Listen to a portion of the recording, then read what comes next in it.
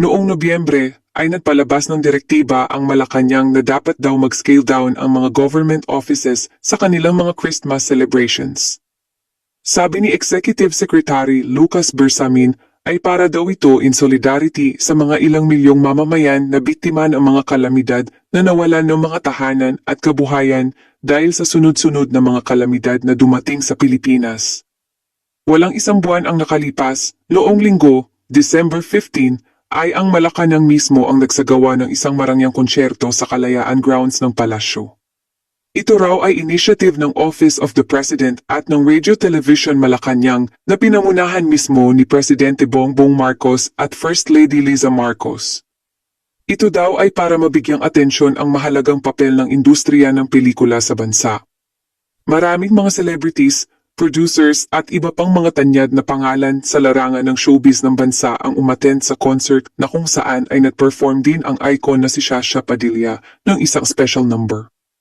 Ang magarbong concert na ito ay ginanap ilang araw lang matapos na nagkaroon ng mga budget cuts para sa mga agency ng gobyerno tulad ng Department of Education, ang pagbawas ng pondo para sa modernization ng Armed Forces of the Philippines, at ang pagbibigay ng Senado at Kongreso ng zero budget sa PhilHealth.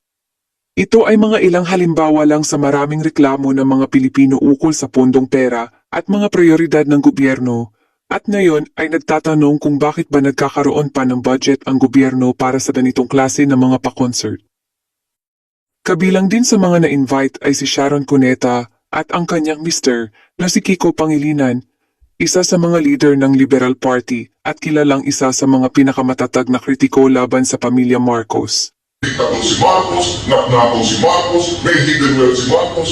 Kami nanindigan noon at naninindigan pa rin ang talayon na hindi tama ang maklibig ng isang magnanakaw at diktadura sa libingan ng mga. Si Kiko Pangilinan ay nagbabalak na bumalik sa Senado at tatakbo sa 2025 elections matapos na mawala ang mukha ng ilang taon sa larangan ng politika.